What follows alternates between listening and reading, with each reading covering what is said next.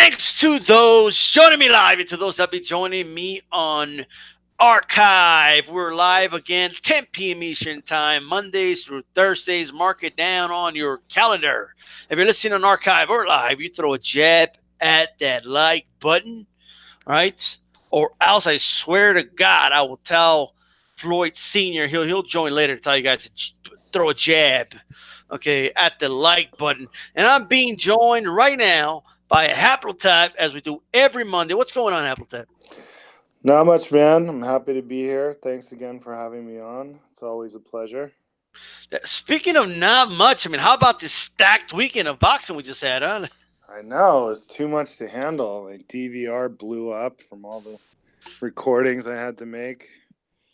Yeah, man, I'm telling you, not much to recap. We usually have fights to recap, not much to recap, really, this week. Did you get to watch that UFC? No, actually, I didn't, unfortunately. Not a UFC guy?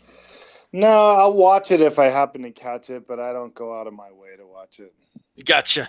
Did you watch that 5-second knee that the one dude got knocked out in? Askren, whatever. No, I haven't seen it, no. Dude got knocked out in 5 seconds flat. The flying knee or something? Yeah, he went for a takedown. The dude hit him with a flying knee, knocked him out. It was crazy.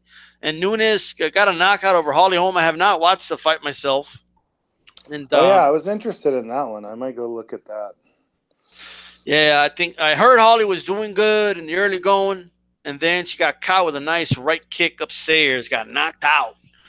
Holly's like in her late 30s. I think it's time for her to, quit already. I think she should retire. That's my opinion. Yeah, I think she's had a good enough career, both in boxing and MMA, so maybe hang them up.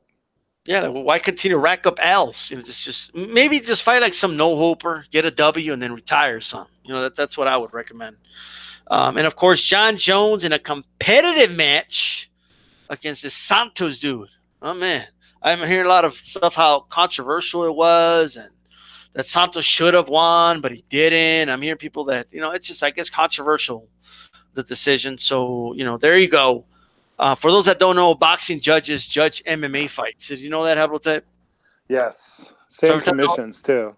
The same commission, the same judges. So every time they're like, oh, boxing, that's a corrupt system. It's the same system. Pretty much. Speaking of within the system in the boxing world, there was leaked footage, and you guys can find it on my channel, of Teofimo Lopez getting dropped by Nelson Figueroa. All right, Nelson Figueroa, he is 14-0 right now. He is a welterweight, so he is bigger than Teofimo Lopez. But this apparently was a couple years back, all right, when Figueroa would have been around 14 and Lopez would have been around 15. If it's true what Lopez's dad said, that Lopez was 15 at the time, all right, that would just make Figueroa, younger. Although Figueroa's dad is telling a different story, and allegedly, I have both dads in the video debating about the whole thing, right? So, Figueroa's dad saying, no, my kid was younger.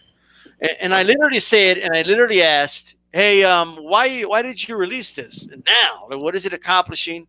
The alleged dad of Figueroa, I'm saying alleged because I don't know this. It's just YouTube accounts. It's not confirmed. It's not confirmed, right?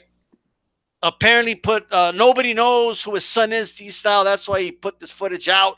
I went to that account. There's a lot of Theofimo footage from cell phone that's been taken for years.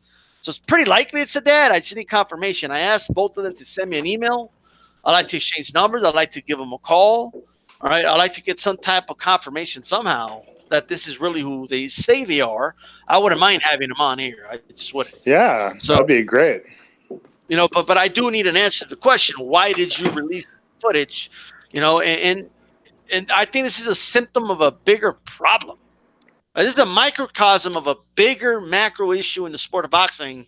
It's actually happening in MMA as well, right? A lot of leaked footage of this guy knocked this dude out, and they're releasing the footage, and then in boxing it's happening. Not that it's like, has footage leaked out before? I mean, you remember Spadafora and sparring with Mayweather Appletite? Yeah, I remember that very well. It was I've seen it many times, and Yeah. people were talking about him fighting Spadafora for years after, just Right. because of that footage. Even when Spadafora had, basically was shot. Absolutely. I think he Right. might have literally been shot. Or Yeah. something. I He don't went know. to jail. Did he? Something. He went to jail, Anyway, right? You're right. Yeah. yeah. But even after that, they were still thinking, that might be a good fight just because of that footage. But I mean, it's sort of silly. Yeah. I still remember. Do you remember the Michael Brand being knocked out by Shabransky? All right. Do you remember that? I just remember you talking about it. I didn't see that Like one. Shabransky knocked down. Okay, Brand. Okay. And as we know, right? Remember, Ward had that fight with Brand. Yep. Right. Just and Ward won the fight. I don't think Ward lost a round in the fight. Right. But they were doing. Oh my God, Shabransky did something that Ward couldn't do with smaller gloves and no headgear and this, that, and the third. Right. Um, and I found the whole thing to be loony. I found the whole thing to be stupid. And again, I just wondered, why are they releasing this? Like, well, what's the point of this? It's not an official fight. You don't even know at what point of the training camp Brand is in. You don't know what point of the training camp, Shabransky's in. A lot goes into sparring. Like there's a lot to it, and you just Yeah, I think the problem with these sparring videos is there's no context. Most of the time, they, either one side or the other leaks out something that makes their guy look good, right. and people go crazy, and there's no context. You don't know, like you were just saying, what round, how many rounds they've been going. Was one guy fresh and the other guy not? Right. Or is it the beginning of the training camp or the end? And anything can happen in sparring, because I mean, it's basically like a fight where you may not even know the guy. May just be a new sparring partner that came in that day, and you don't know his style yet, and he lands something. So Exactly. And context is you don't important. even know what the corner is telling one fighter to work on. Okay. You don't know if one fighter is trying to emulate another fighter, trying to help that one fighter prepare for a certain fighter, right? There's a lot that goes into it. Oh Not yeah. to mention this. If you have a fighter, right, which to this day, right, I'm convinced that Mayweather he wasn't in tip-top shape at all for that Spadafora training, that sparring, and I think Spadafora was in more fighting shape at that time. Yeah, that was the story the Mayweathers put out after. It was, first day of training camp for Mayweather, and they brought in Spadafora. They didn't really know what to expect, and he wasn't really ready for that or whatever. They had a million excuses. Well, but you know what? It's valid though. And when it comes to sparring, it's valid. Sure. Especially when someone's secretly recording it, right, Exactly. and then releases it. Yeah. That there's an issue with that. I didn't see them, ever go back and spar Mayweather again. I mean, I think there's more to the story, but I think in a way it's a form of cloud chase to me. And in this case, I mean, they waited all this time. And they released footage of, first of all, you're a lot bigger than Teofimo Lopez. I don't even know what you're bragging about. You're a wild choky dude, all right? And even if it was years ago, you could tell he's a lot bigger than Teofimo Lopez. He knocked him down, right? And then they decided to just release the thing. Yep. So that's my issue, man. Just releasing the footage like that, it's not cool. To me, that's not cool. And now, why is anyone going to go work with Figueroa for? If I'm a boxer, why am I going to go to this dude's camp and help him out? For what? How do I know they're not going to leak shit if they have some good moments there in the sparring and they release it to make me look bad, right? And the most recent, not only that, didn't he grab him and throw him back like in a weird kind of throw? Yeah, because he got frustrated. Yeah. Look, when you do that, if you get a dude and suplex him in MMA, then I guess that's impressive in MMA. When you do that to someone who's not expecting that whatsoever, because that's not what you do in boxing, all right, that means you got so frustrated that you couldn't outbox the guy anymore. That's what that means, all right? A dude that tackles another guy to the ground or kicks him or bites him in the ear, whatever the case is, right? Suplex him, whatever it is, that means you got frustrated and you were getting that work. And if you watch that footage, he was getting that work. From what I saw, he was getting that work. Yeah, that was the impressive part of it to me, that, Teofimo, as a smaller guy, was able to pick him apart like that and really frustrate him to that point where he lost his temper. But a guy who loses his temper like that in sparring will not get a lot of calls. I mean, just right. The fact that he might do something like that to a guy and Absolutely. Injure him, ruin a fight or something like that, he's really, a liability. And I wouldn't bring him in if I was a trainer and I had a guy who was getting ready for a fight. Yeah, I wouldn't. For what? Why would I train with this lunatic? Okay. It's a risk. Yeah, there's a risk. And in fairness, he was a kid. He's a lot older now. I assume he's more mature. We don't know that, right? But it's just not a good look. It's not a good look at all, all right? And just to explain to people how sparring is, man, I mean, you need to understand that, let's say you're a fighter and you had a fight and you're like, I don't want to do anything for a couple weeks, and then you go back to the gym, all right? And you want to do some work in sparring, all right? At that state, let's say you spar a dude that is like 2 weeks, like maybe not 2 weeks, but let's say a month away from his big fight, all right? That guy is in more primed, optimal shape than you are, all right? Like, he's just at a better state in terms of a fighter at that point than you are, right? Sure. So even a middle-of-the-road average fighter can get the best of an elite fighter at that in that instant, right? Just simply because of where they are, right? Just based off of that. So we cannot read much into that. The most recent one, and look, and I get it, and I'm all for clowning Paulie Malignaggi. I am, right? Okay, I don't mind it, but he does have a point, dude. They haven't released the full footage. Like, they have the whole footage of that sparring session, and they only released, honestly, I think I did the count once, like not even 20 seconds of it. Like, there has to be more to it, in my opinion. Now, granted, they might release it and it looks worse for Paulie. Who knows? But there's no full context there. Okay, and no, Paulie losing. And what I thought was very predictable, him breaking his hand, all right, in a bare-knuckle fight, does not mean that he lost in a sparring session with 14-ounce gloves and or 10-ounce, whatever it was, and headgear, okay, against Conor McGregor. It doesn't mean that at all, all right? So I would like to see that full footage, because it could be very deceiving. You could get any fight, right? If you get, like, I don't know, if you get, let's say, just give me a random fight. Maidana versus Eric Morales. Okay.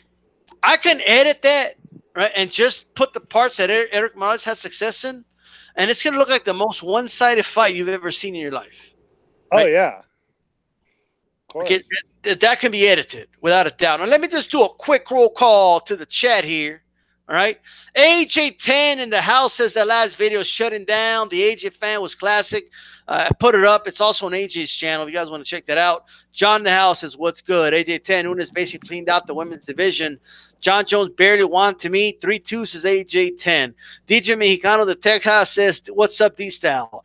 Boxing Conversation, Reggie Owen says, salute, my brothers. Shen Smoke says, what's good, D-Style? And Chet. AJ10 says, it's an unwritten rule that whatever happens in the gym stays there. AJ10, sparring and the actual fights are different. AJ10, a guy may look like shit if they are early in their training camp and the other guy is in fight condition. Neutral, natural, I see you. AJ10, also sparring is practice. A guy may be working on a specific thing. Absolutely. Boxing Conversation, Reggie Owen says, these fools are constant in violation on the codes of honor within the sport with all this leaked sparring stuff. AJ10, this round, I am focusing on my jab, etc. Neutral, natural, people built They hold a career on fan base off sparring stories. Absolutely. Cali Enigma, Sports and Entertainment says, what's happening? What's going on? All right. Neutral Natural, your mods blocked me with, I don't disrespect other people. Is that me or Kelly? I'm not sure. I'll check. Okay. I think he's talking to Kelly about that. Okay, nobody should go 100% in sparring. International says, like one of Mayweather's fighters, Rolo be trying to KO everybody in his sparring partner. Damn. Okay, sparring is practice, says AJ10. Editing sparring videos don't tell the whole story in context. Absolutely. Underground Asylum says, "What's up?" The D Style like that, and he smashed that like button. Okay, salute Bam Bam tweet, and finally International. Like if someone could have edited McCaw beating up on Mike Tyson.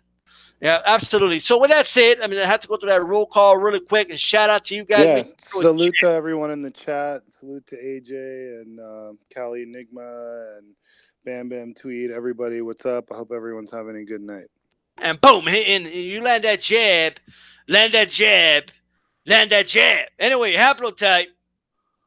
We see the headlines right now. Speaking of stuff happening online, another trend. All right. Well, actually, before I go to that, I just want to say this really quick. It is a problem. The leaking of sparring footage is a problem, right? I already got dudes. There's already dudes saying, "Oh, there's no way he beats Lomachenko." Just off of that, like, are you kidding me? Right? Like, just based off of that, he can't beat Lomachenko now. You guys are crazy, right? That's a silly conclusion to come to. And also, I agree with whoever that was saying that there are things you work on in rounds. Like, I've done rounds in sparring where I've just played defense the entire round. And of course, the other guy's going to land punches. I'm working on my defense, you know? So, you know, if someone were to record that, I would look like a loser who couldn't throw a punch, you know? Exactly. So, and let me tell you this. Deontay Wilder, arguably the best heavyweight right now, right, in the world. Yes, sir. To me, he is. I mean, I think he is. Yeah, but here's the thing, right? You never heard anything leaking out from Wilder's camp about him getting the best at Klitschko when he was in Klitschko's camp. You didn't hear anything about anything leaking out when he was in Hayes' camp, all right? Right. Some guys have a code of honor, you know. They have a code of honor. We have no idea what happened in those sparring sessions, but he benefited from it. I mean, I remember seeing an interview of his saying, "Yeah, I learned a lot from those camps, you know, and it showed me, you know, what it takes to, you know, become a champion. Who do you have to spar? How you have to work, and all that." So he learned from it, and obviously Klitschko benefited from it. It's a give, but there is a code of honor. Okay, you don't talk about what happens in sparring, all right? And speaking of that, all right, Tyson Fury is going out saying that he always used to beat the shit out of Whyte in sparring. All right. Now, talking about it past tense when you're feuding, I'm okay with that. Okay. But Tyson Fury had something to say about Dillian Whyte. All right. And while you get that up really quick, Haplotype, I want to just let people know, okay, that I'm seeing different stories about Fury in early February is going to fight Wilder, and then I'm hearing it's not even true. The whole shit's lunatic, right? I remember back in the day when it was announced that a fight was done, it was done. Now they announce a fight, or you hear, oh, the fight's done, and oh no, but we're waiting on so and so to sign. The shit's crazy. And now he's over here talking shit to Dillian Whyte, right? What is it that he said? This was from Boxing Scene that reported this. He said, Dillian Whyte, he can't fight. He's a bum. He's got no stamina. He can't take a punch, and he's useless. He really can't fight, and he's a shithouse. Dillian Whyte's a coward. No guts. He's a coward. I like that voice. Dan Tyson Fury, right? Well, what are your thoughts on that, Haplotype? I mean, him, you know, out supposedly the fight with Wilder's officials. So what is he worried about? You know, Dillian Whyte. I don't know. I don't know if it's in response to a question all I have is, his quotes here. So I really Yeah. don't know, but it's kind of typical for Fury, at least, to talk shit, because that's, sort of what he's known for. He's pretty harsh there. I mean, no guts. He's useless. I mean, those are pretty strong words. If Right. that was me, I would not be happy to hear that about myself. But it's boxing. This kind of stuff happens. Well, I know Dillian Whyte fired back again, reported from boxing scene, although they got it from they got these quotes from other outlets, but I got it from boxing scene. But what did Dillian Whyte say in return to how did he fire back at Tyson Fury? He said, "Listen, Tyson Fury, I'm not hard to find. Gang, look me up, mate. You are the one who called it on, and then you pussied out when the WBC gave you what you asked for. I'm sick and tired of all this talking. Come find me. Last time we were in a boxing together, you were on your ass. So stop talking shit right now." And then he also said, "I've got Rivas to focus on. After July 20th, I will fight you anywhere, anytime, in or out of the ring." For a guy that's always talking about how he'll fight anybody, anywhere, he sure doesn't do anything to help make these fights happen. Like He seems to always be crying about not getting a fight. This guy. Yeah, like everyone's ducking Dillian. Getting old. I just don't buy it. I don't buy that everybody's ducking and running scared. Like run for the hills, like that Iron Maiden song. Like we're all there. Everybody's running for the hills from Dillian Whyte. I don't buy it. I just don't. I think this dude, likes to talk about how everyone's avoiding him, but nobody's really avoiding. I just don't believe him. Right? I just don't think he's anyone to avoid. I think Fury beats him. I think Wilder beats him. I would think Ortiz would beat him. Andy Ruiz would beat him. AJ already beat him. So all the top guys, right, I think, would beat him, basically. Yeah, that loss to AJ isn't looking so good after what Ruiz did to AJ. I know. Now I know it doesn't always work that way, right? I'll give him the Parker win, right? I'll give him that, right? But still, I mean, the reality is Parker's arguably should have lost to Andy Ruiz too, So I just don't understand how I think he didn't look too comfortable in there with Chisora. I mean, yeah, he looked good against Chisora, a dude that I saw. Okay, you remember when Vitaly? David Hay? Remember when David Hay, before he had that terrible knee injury or whatever, right? Yeah. Just beat the shit out of Chisora. Yep. I mean, it's like he beat the shit out of him. Like he didn't belong in the ring with him. David Hay did that. Okay, True. This was David Hay who was clout chasing, talking about he wanted to fight Vitaly. We all knew he was bullshitting. All right, but he, that would have been bad. There was a David Hay that just when he didn't know what to do with Klitschko, he talked about how he fucked up his toe. Remember that shit? He got on the table and showed us his toe. All right. Yeah. But the truth is, he dismantled Chisora. I don't want anyone who has a hard time with Chisora, I don't even want to hear from you. Right? So like you don't struggle with Chisora and then, come out, have to fight the dude twice and make us believe that everyone's just running to the hills away from you. All right? I mean, apparently Chisora didn't have a problem getting in the ring with him. Right? Yeah, I mean, I just don't get it. Wilder came out and just exposed the dude. But all times they offered to fight this guy, and it's somehow miraculously it never happened. And now he expects us to believe that Tyson Fury is running for the hills. All right? I'll give you this. He's way better than Schwartz. Right? I don't know. Maybe Schwartz could beat him. I don't know, man. This whole situation has me all out of sorts. Right? Schwartz may have the Schwartz against Dillian Whyte. That's right. The Schwartz might be with him. Dark Truth just said it right. Everyone ducking Dillian is hard sale. I ain't buying it. I'm not buying that everybody's running for the hills. I just want him to get some fights so he can lose and we can be done with this guy already. I mean, he gets these IFL, or who is it that keeps giving him interviews and shit? right? And he's like, I am an avoided fighter.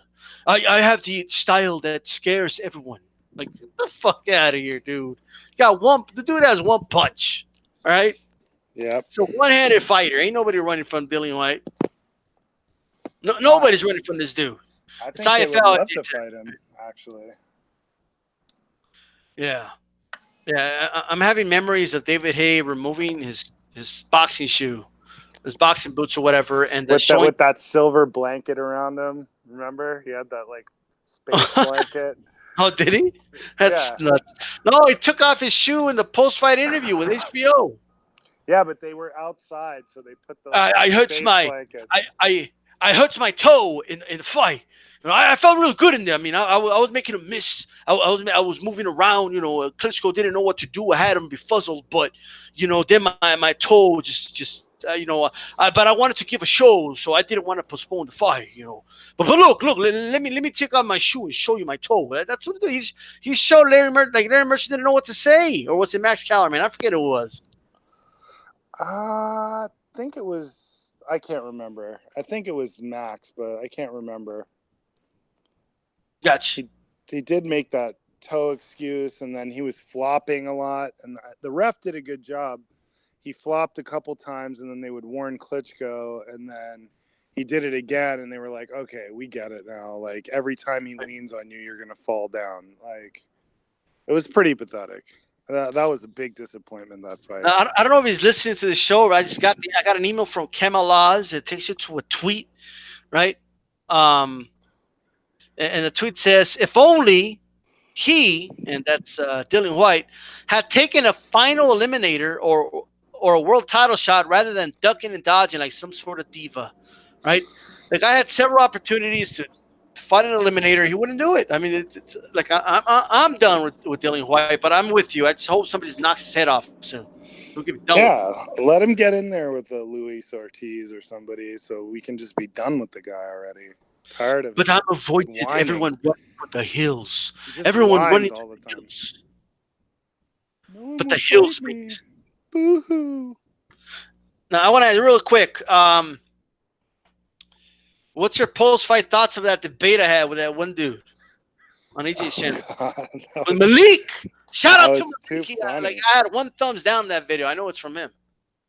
Yeah, I'm sure it is. I just thought he was just ill-prepared to, you know, some of these newer guys, you know, are really good, and some of them just don't know what they're dealing with when they get on with the D-style.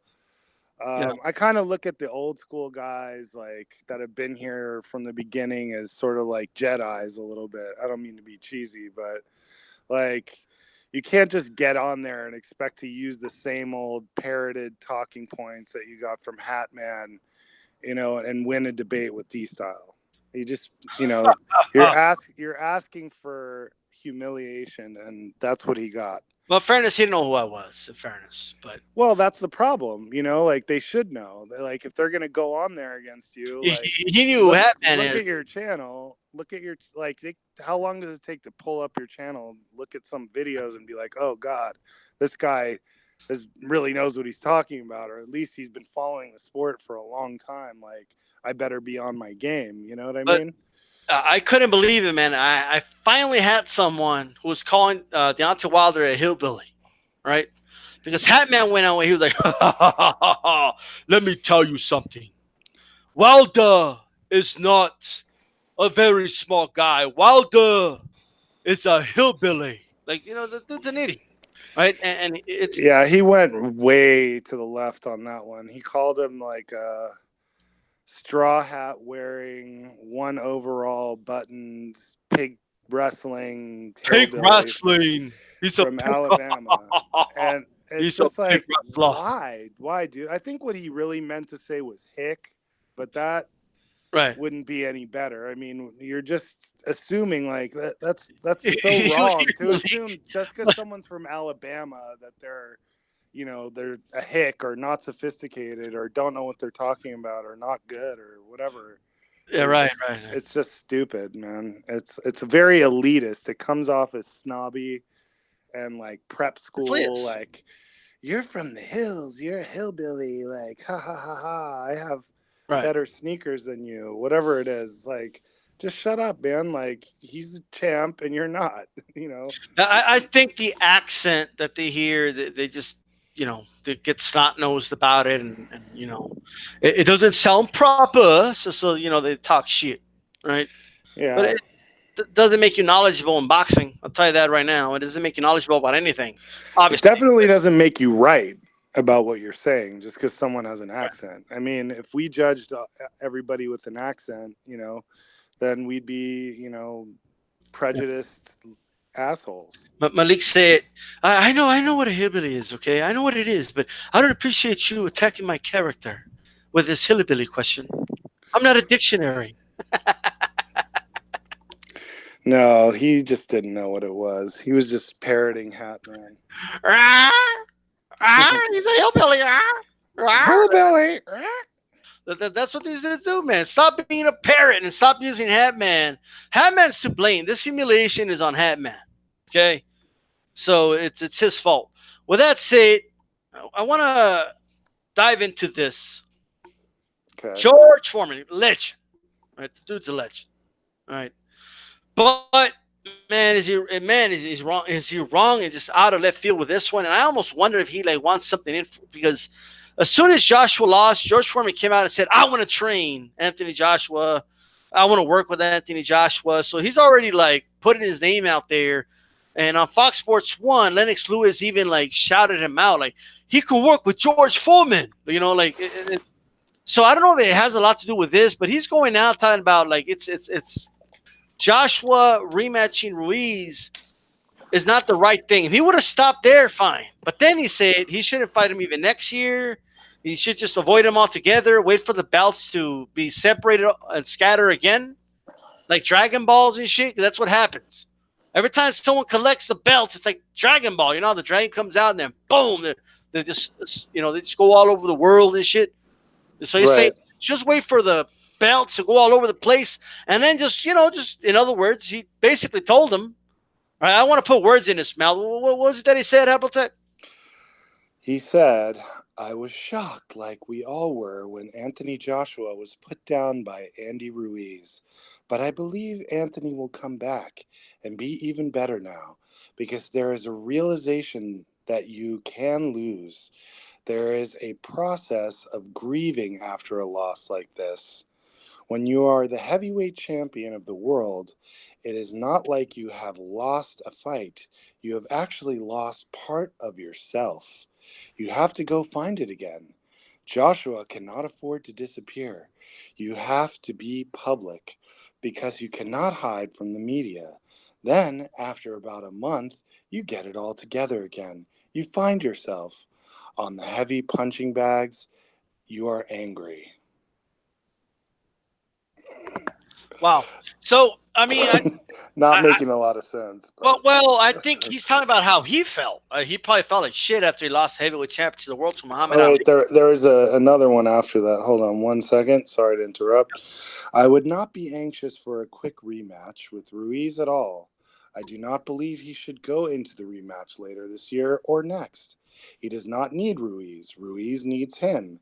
In 6 months, all those belts will be split again. In 6 months, they will be out there again, and Joshua can get one of them back, and then eventually 2 of them. So, I mean, I get what he's saying. If you read between the lines, is first he kind of described how he felt when he lost the heavyweight championship of the world, but him saying, hey, don't worry about it. I mean, just wait for Ruiz. Wait for Ruiz to get stripped of some of those belts or lose, and wait for those belts to go all over the place again. And then go. If let's say Tom Schwartz wins a belt, you go take it from him, okay, or whoever, right? You can collect the belt from somebody else. You could be world champion again, and then maybe you'll get to collect a second belt against some other guy. But stay away from Ruiz. Right? That's basically his advice. What are your thoughts on this advice? I disagree with it.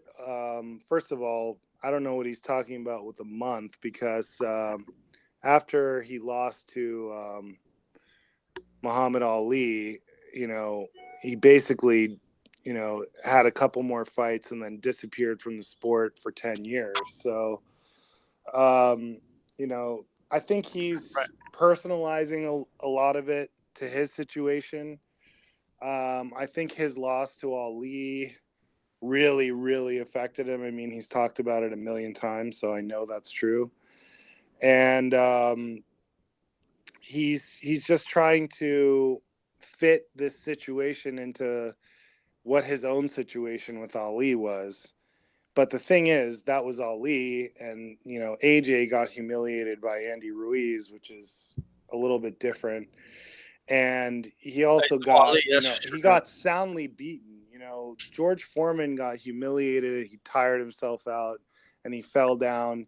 He was even up by 9, and he just sort of walked to his corner like he knew he lost. But I mean, had he gotten up and like acted like he was ready to fight, I would have said the fight should have gone on. I still think Ali would have beaten him. But if you watch that, he gets up at 9 and then just sort of walks away like a little boy with his tail between his legs. Um, but as far as, you know, waiting for the belts to get split up again and then going around cherry picking belts again, I don't think that's going to help Joshua's legacy. And I think that's kind of what's wrong with the sport as we know it today. You know, the idea that, you know, you can lose, you know, 3 belts and then wait a little bit for them to get split up again and then go cherry pick the easiest one and then maybe get another one. It's like that's what makes boxing crappy today. What I want to see is him decide. I personally don't think he should take the rematch, but make your decision. Either take it or don't take it. And let's keep those belts together so that, you know, whoever wins the rematch, which I think will be Ruiz, but whoever wins it can go on and fight Wilder and then Fury, and then we'll have an undisputed champion. And then maybe whoever that is can defend that title at least a few times before they retire. That way we have finally another undisputed champion. I don't want to see what George Foreman is describing here at all. I think But do you think there's something more to it? You think he wants that job? um I think he'd love to be involved with any of the top heavyweights, you know, just you know, to be part of the whole legacy of that person or whatever. Sure, I think he would love to have a job with AJ. Do I think AJ and him culturally would be able to like understand each other and get along well? I don't know because George Foreman is so American and AJ just seems so British. Um, I'm not sure that that would be a great pairing, but yeah, I think George Foreman would jump at the chance. Obviously, he said so. Most definitely, man. And I see here AJ10 says beat up some bums first, then come back. Come back if somehow Dillian Whyte gets a belt. A boxing conversation, Richie Owens says, so George Foreman is advising AJ to pull off the coward shit that has plagued boxing. Yeah, that's what it seems like to me. Christian NWO, if anyone knows how to make a comeback, it's Foreman. He just got to take a few years off, get his mind back together, shave his head, and get back to it. See, I don't disagree with that. I the part that I disagree with is this idea of he should wait for the belts to get split up again and then go after those. I do think, in my opinion, that AJ should not take the rematch right away. I think he should rest, get his head together, you know, give himself 9 months or something, train, and then get in there with someone, you know, in a UK fight, you know, just to get his bearings in the ring back and start to build his confidence again. I think that that fight with Ruiz shattered his confidence. All right, exactly. Kareem's asking for a wrench. If you don't mind me asking, well, why do you want a wrench? Scrapbook Boxing says, good evening, bros. What's good with you guys? And he also, what's good with the chat? What's up, What Scrap? is it about Scrapbook Boxing, Appleton? Great channel, one of my favorite channels. I did a shout out to him in my, I think my last video or second to last video, along with yourself in Marlowe's Corner. He's got the greatest resource of anyone I've ever seen. He built these scrapbooks with his dad for years and years. He's got like a museum, literally. And also on top of that, he's a very insightful, friendly guy you could talk to and ask questions, and he's a great storyteller. So do yourself a favor and subscribe to Scrapbook. Absolutely. All right. I just don't agree with George Foreman's assessment here, man. I mean, I agree with the part that maybe Joshua should, start along, way back to the top, But I don't know what good it does him to just get another trinket. He's already gotten the trinkets before. What he needs, if he wants to be the man of the division, it's going to be a long road back, in my opinion. It's not going to happen just overnight, and he's risking big time. If he gets beat by Ruiz again, it's going to be catastrophic. Catastrophic. Yeah, he's already done the collecting trinkets thing, and a lot of us kind of saw through that. Well, like, yeah, it's great that he unified 3 belts, but where did those belts really come from? I think the next time around, if he really wants to cement a legacy for himself, what he needs to do is beat a real formidable champion that has defenses and that's been there for a while. It's like a legit champion. Most definitely, man.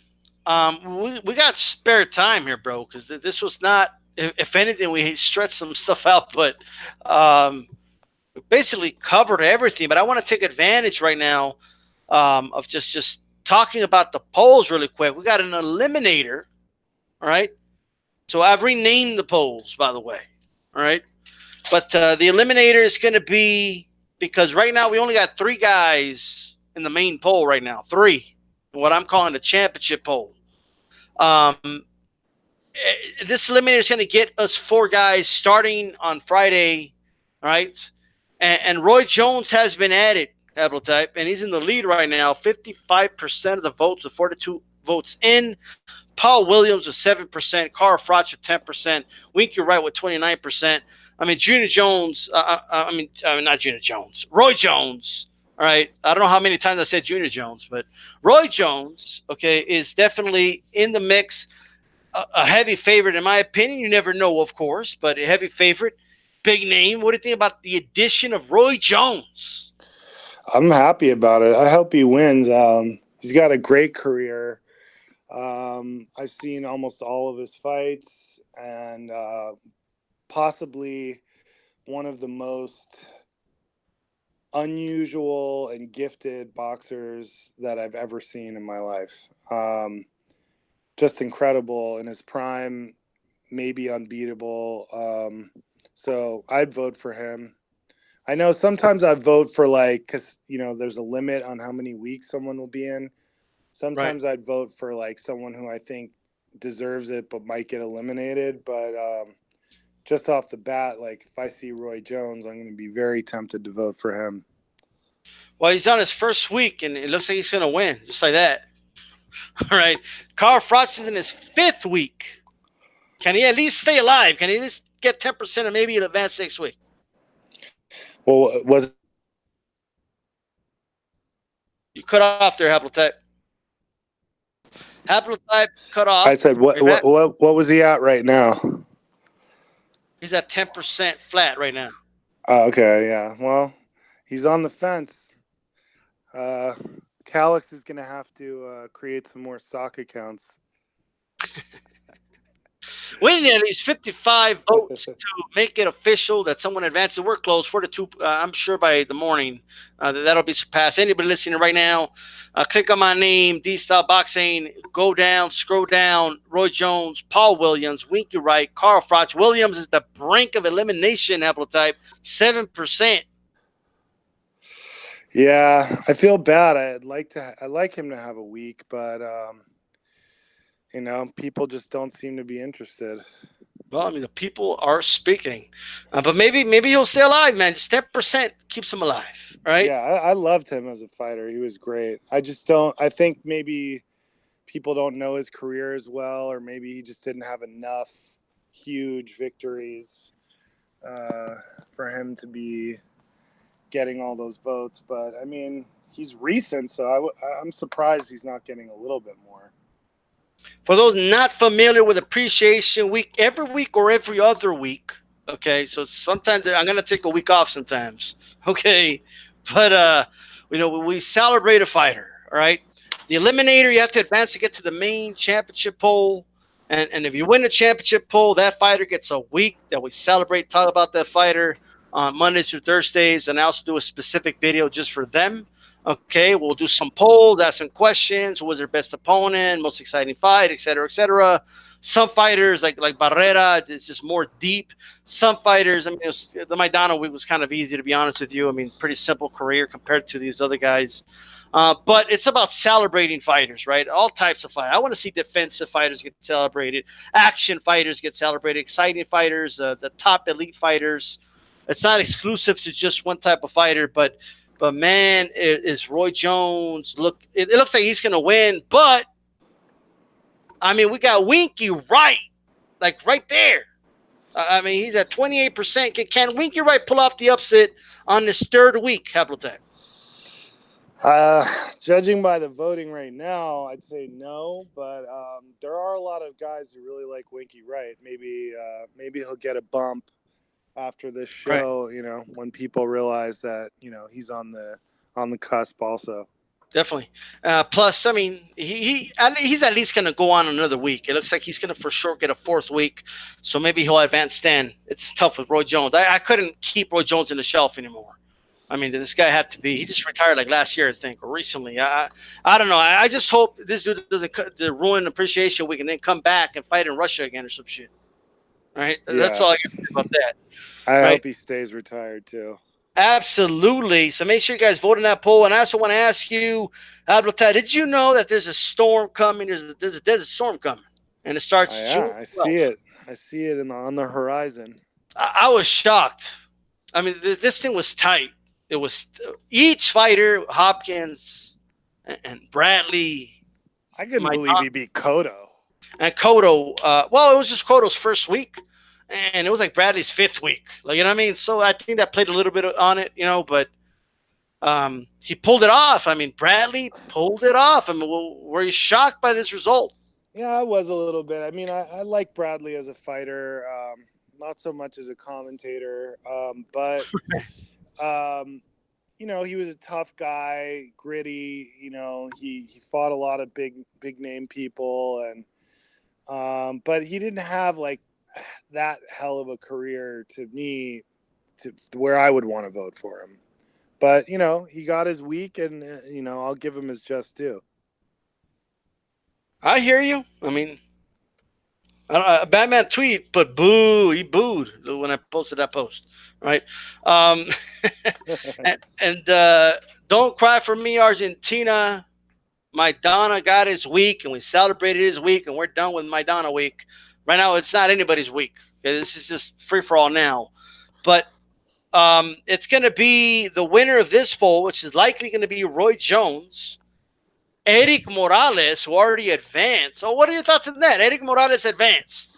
I voted for him. I think his career was spectacular. I think, a lot of people may not know the full extent of everything he's done. And I think if he's exactly the type of fighter I like to see win on the Appreciation Weeks. Well, we're going to have Eric Morales.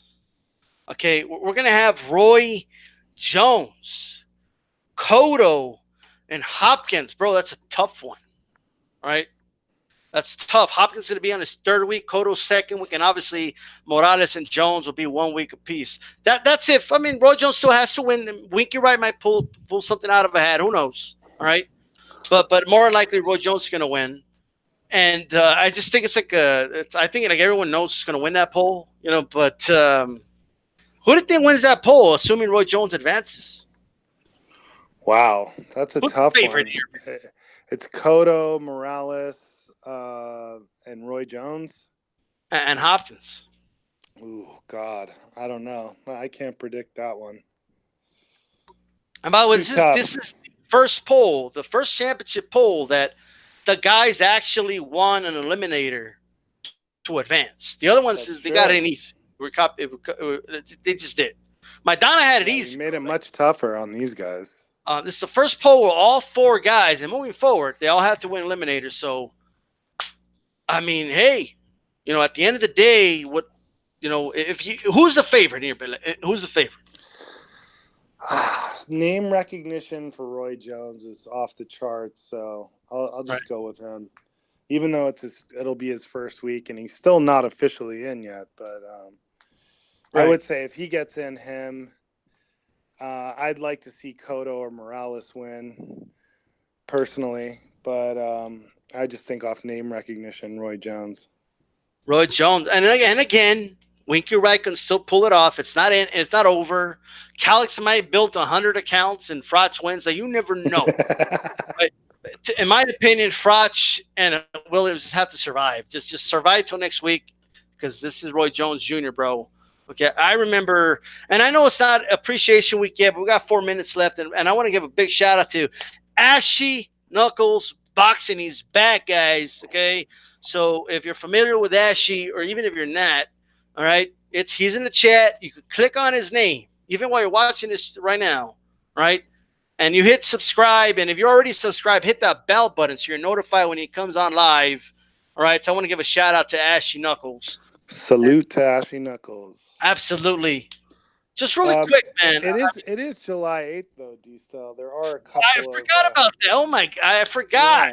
Yeah, this day in boxing history. Yeah. There's not that much, but I'll go through it real quick. July 8th, 1889, Kilrain versus Sullivan. Long, grueling bout. The last major world championship under the London Prize ring rules, bare knuckle boxing. After that, Sullivan, famously loses to Gentleman Jim Corbett and Marquess of Queensberry boxing. Although Sullivan had participated in Marquess of Queensberry boxing prior to the Kilrain fight and had won a title in that as well. But yeah, it was back in the days when boxing was illegal. They had to schedule the fight way out in the sticks, and people would buy a ticket and they didn't know where they were really going. The ticket just said to destination. The fight happened in Richburg, Mississippi on July 8th, of course, and it went on for 2.5 hours and more than 70 rounds. And it was just a vicious affair. Definitely worth looking up and learning more about that. Also, in 1959, Mexican warrior Jose Becerra stops Alphonse Halimi in 8 rounds in Los Angeles. In 1979, Arguello versus Rafael Bazooka Limon. Great fight. I believe it was a 10-round fight. No, R.I.P. to 11. R.I.P. to Arguello, the great Nicaraguan champion, hell of a fighter. And Bazooka Limon was no slouch either. Mexican guy. He got cut early in the fight and had a really nasty. It was very bloody. He still went I think it was 11 rounds, and he got stopped on the cut. And then in 1999, Luis Manuel Rodriguez El Feo died. Very interesting fighter that not many people know too much about. The list of guys that he fought was insane, and he's sort of been relegated to like the back burner of history because of his losses to Emil Griffith. He just had the misfortune of being in the same division as the great Emil Griffith at the same time, but he did beat Emil Griffith once. He also beat Benny Kid Paret, Curtis Cokes, and Denny Moyer. He also moved up to middleweight and beat quite a few good middleweights too, like Ruben Hurricane Carter, who was very frustrated and tried to pick him up and throw him out of the ring at one point. But he died on this day. Great Cuban boxer, Luis Manuel Rodriguez, nicknamed El Feo, which means the ugly guy, died in 1999 on July 8th. And that's about it for today in boxing history. That is June 8th. July. July 8th. And boxing history. I almost forgot about boxing today. I forgot. I knew there was something missing. I'm like, there's something missing here, and I even said it right. I said, we still got 20 minutes left. Right, but Yeah. what is that? I said we got it in.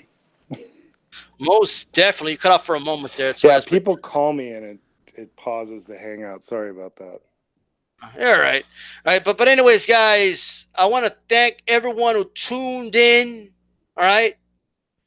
Every week, man, just every week, it's slowly. I'm just noticing a little more activity, which is a good thing. 10 p.m. Eastern Time, Mondays through Thursdays. DStyleBoxing Live. Got Haplotype on Mondays, Calyx on Wednesdays. I'll see what I could get on Thursday this coming week. I mean, so many people that we could get on, but I'm looking forward to just continuing this on. And remember, July 12th, right? We're gonna have.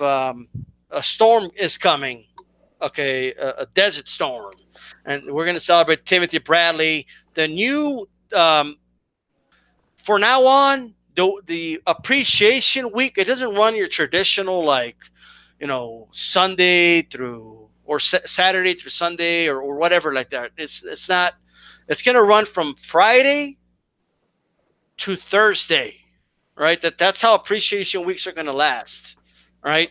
And now we're not going to close the polls at midnight, okay, on Friday, because it's Friday and I might be out getting drunk and shit. I'm not around to take a screenshot, okay? It's number one. But to just make it more exciting, man, on Thursday nights when I'm on the show, just like we're going to close the show off right now, that's when the winner's going to be announced at the end of the show, right? And it's also a good opportunity with where we people can get that last push for their fighter. All right. So we're going to end the polls now on Thursdays. Well, before we end the show, what do you think about that, Appletech? Sounds like a plan, man. So you're saying there's a storm on the horizon for Friday then? There's a storm on the horizon. I'll be dropping something. I don't know if a video or a post, but be on the lookout for it. But that's when Timothy Bradley, he won the poll. He earned it. All right. And that's all we got. Haplotype, any final words? Not really, man. It was good to be on with you as always. Salute to everybody who tuned in the chat and everyone who's going to listen on archive. Make sure you hit that like button and don't get Floyd Sr. all pissed off. Have a good one, guys. Absolutely. Batman Tweet said he just subscribed to Ashy Knuckles. Great choice. Right. And Nelson says smash that goddamn like button, biatches. Okay, throw a jab at that like button, right? Nothing like jabbing that like button, because I swear to God, he wasn't around this show, right? But Mayweather Senior gonna get pissed off if you utilize that jab to the like button. Make sure you throw it. This is DStyle for Haplotype, and we're out of here. Peace. This is DStyleBoxing. Keep it boxing. I almost forgot that too. Peace.